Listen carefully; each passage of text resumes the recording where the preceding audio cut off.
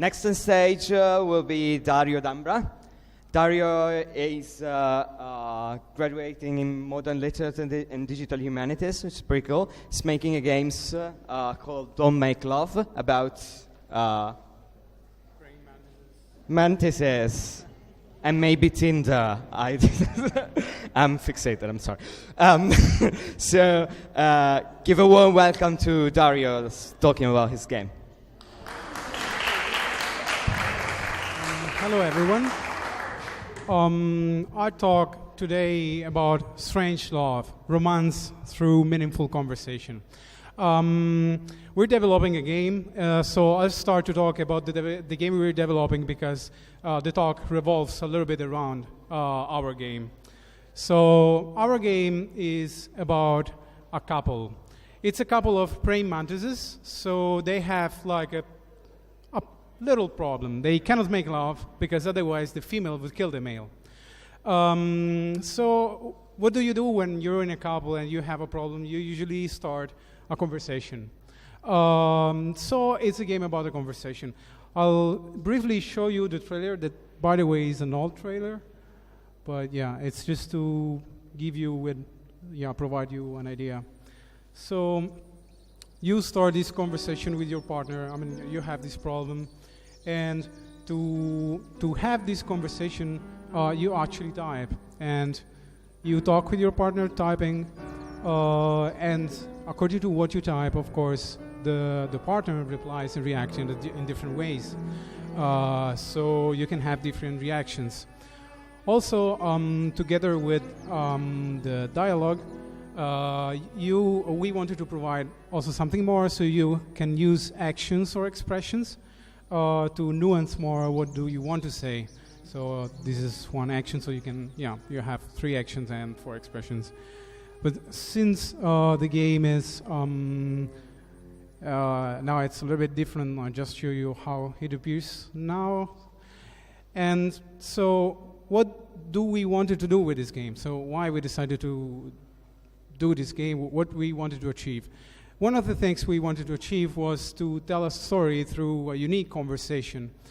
But that wasn't enough, of course. We wanted also to provide the player with freedom and depth of expression. So we wanted to, since the topic is kind of delicate and complex because it's about a relationship, it's a conversation about 2 lovers, we wanted to provide some kind of freedom that would feel the player more involved and more into the story. And also we wanted to provide some non-verbal elements as well. That's the reason you can use actions and expressions in the game. But with these premises, when you talk about dialogues in games, the first thing that you have in mind is multiple choice dialogues. But guess what? Multiple choice dialogues system probably wasn't enough for us for what we wanted to achieve. And there are a couple of reasons. So I just talk a little bit about, this is a personal classification about multiple choice dialogue systems. I kind of recognize 2 main characteristics of these systems that are common throughout. The first one is looping versus non-looping. Basically, looping systems are when you always are proposed with the same options. So you select an option, then you go on with the dialogue, and then you have again all the same options of before. Non-looping are those kind of dialogues or multiple choice dialogue systems where you select an option and then the new options are different from the previous one. So you have different set of options and choices. And then the other characteristic is topic-based versus non-topic-based. Topic-based, there are all the dialogues where the options are just the overall topic of what you're going to say, and non-topic based are just you have options that are actually what you're going to say to NPCs. So with these two characteristics, we can kind of create some kind of table.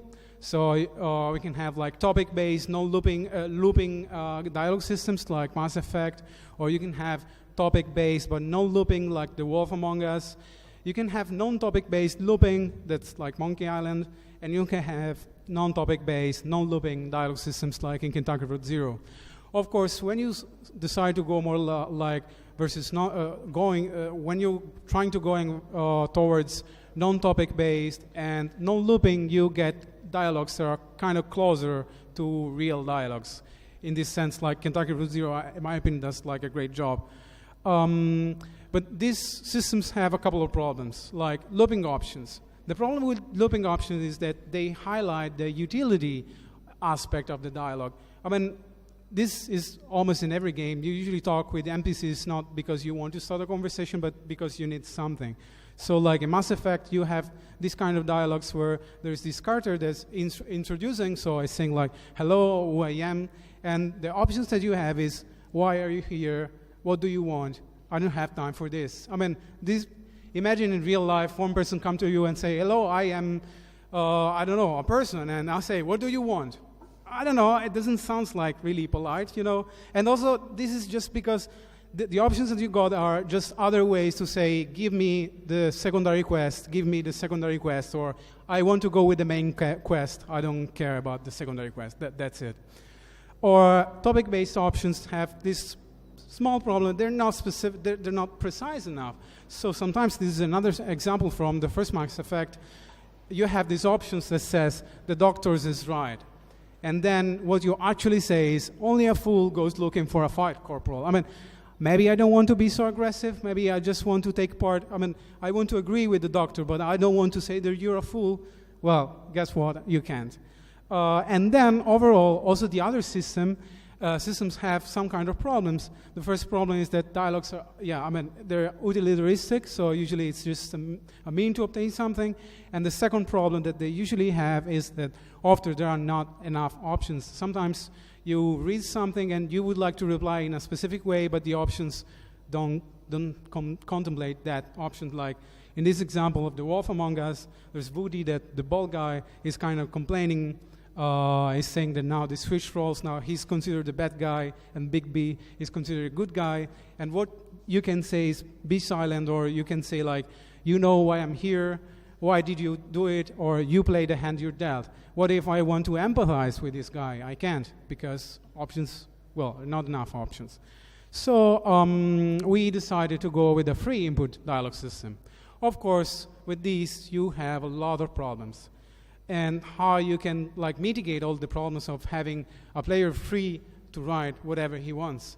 The first good thing to do is context. If you reduce the context, it's already easier to catch what the player is going to say, because you're putting the player in a specific situation, in a specific conversation, in a specific context. That kind of eliminates a lot of small talk that's not related with the topic you want to talk about. So this is one of the first things. But you need also plan B.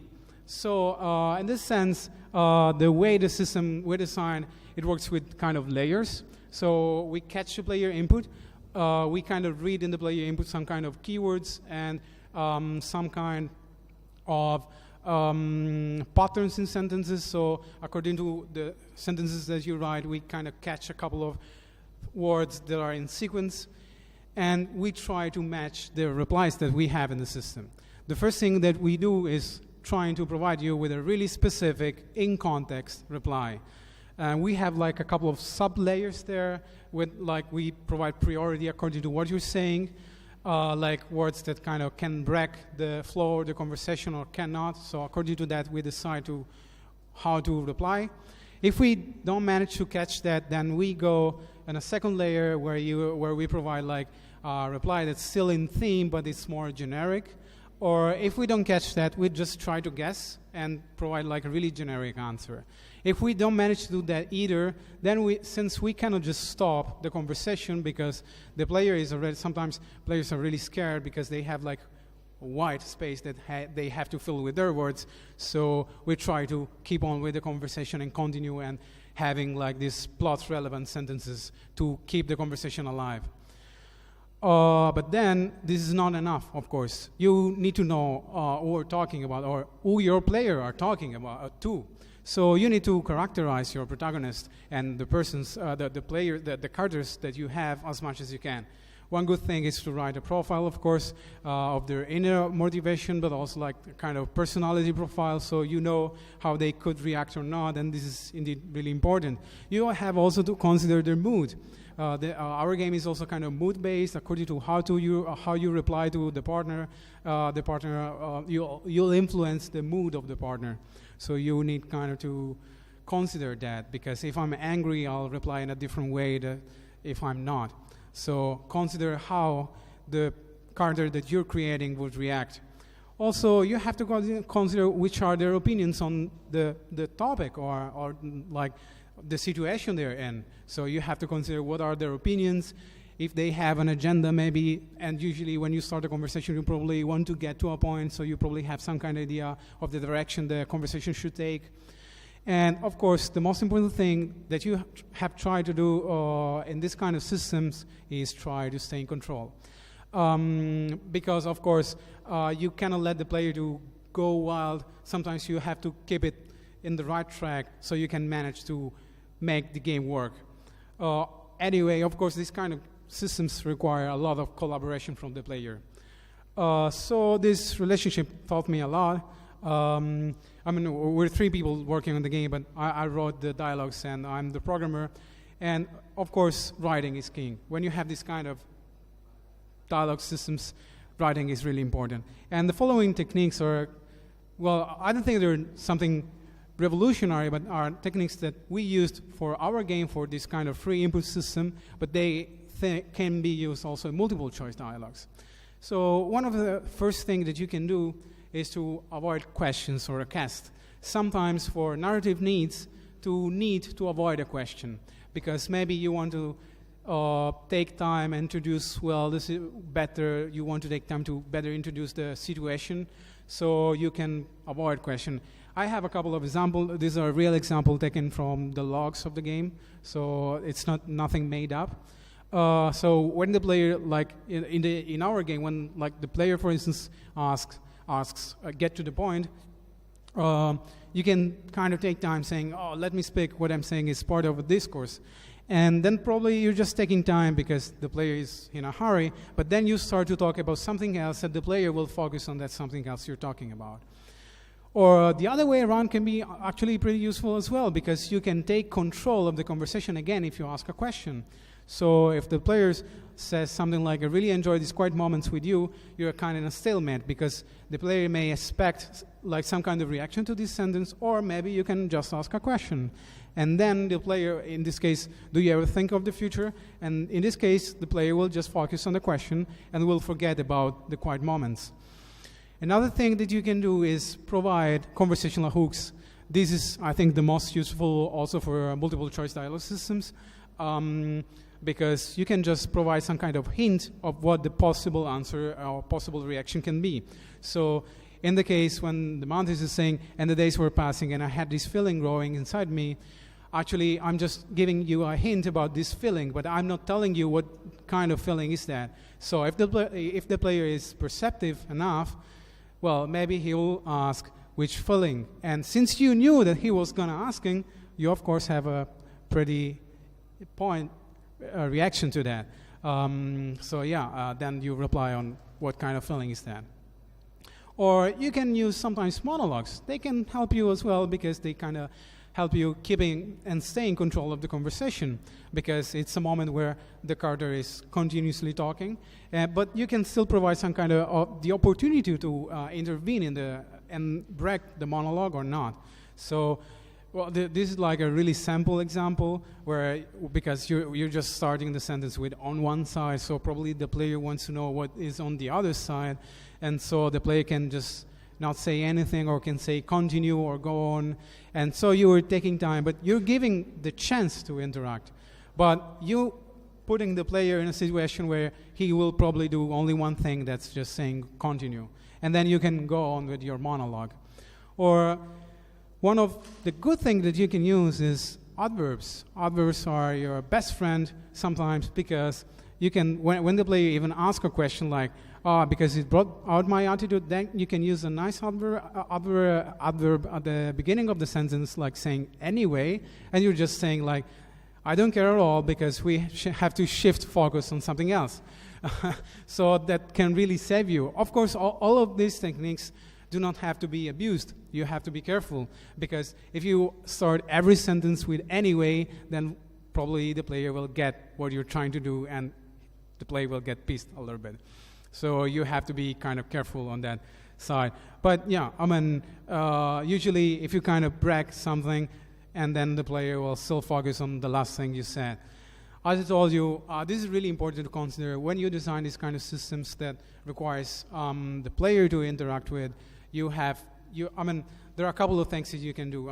Because these kind of systems requires a lot the collaboration of the player. So one thing that you have to do is putting the player in the right mood, because it's a specific situation, and the game requires a lot from the player, because it requires to the player to be in a role, in a specific role. So you have to try to, one thing is to, introduce the game in a way that the player starts to dive in the topic. And one other thing that you can do is also to try to understand when the player is kind of losing focus and put it on the right track. In this sense, in the game, we have a couple of, we detect a couple of things, like if the player is replying with just yes or no, and then we say, oh, please, like, be more talkative, don't be monosyllabic. Or if the player is screaming, like, the details are really important in this kind of game. So just be careful about the details. Try to track the behavior of the player and have a reaction for even the strangest reactions. Like sometimes players just type random stuff, like without meaning. You have to consider that, and you need a reply also for that. But yeah, one note about this writing techniques that I proposed. So they may seem to you that they're not really related to multiple choice dialogue system, especially some of them. But actually, there is a difference. We use these techniques for some specific goals and when you use these techniques for multiple option systems, the goals are different. In our case, we needed to do this because we have to mitigate the player freedom. We needed also to guide the player. As I told you, when you have a blank space, you always sometimes, okay, now what I have to do, what I have to write, oh my God, this is so complex. So you need to provide always some kind of feedback and tell always to the player, don't worry, I'm here, I'm trying to guiding you through this. And of course, keep control on the conversation, because if the player starts to ask, I don't know, how is the weather, or, oh, the pizza we ate yesterday was great, then yeah, this is not anymore in the game, and then it doesn't work anymore. So keep control on the conversation. But at the same time, of course, allowing the player to interact, giving space to the player. So it's like a power play in a way. In some moment, you try to keep control and take the power for you. On other times, you just have to let the player go with that and just, now this is your moment. You can type whatever you want and it will be okay. On the other side, when you try to use these techniques for multiple choice, multiple option systems, you probably have different goals. So you probably want to provide the right options, like for providing the hooks, the conversational hooks. This is a good way to understand, like to providing sentences where you know that there are only few options that can be answered to. So this can be useful for having like tight options that are really in context, so the player don't get frustrated. Oh, I wanted to say this, but this is not in the options. One other thing is to provide an illusion of agency. You don't necessarily need to actually predict every branch of every option. Sometimes, like, I don't know, avoiding question or asking question, you sometimes can use this, even it doesn't bring anywhere, can still provide a more lifelike conversation, because all of this is mostly to provide lifelike conversations. Even in our game, of course, everything you said, it's not a new branch.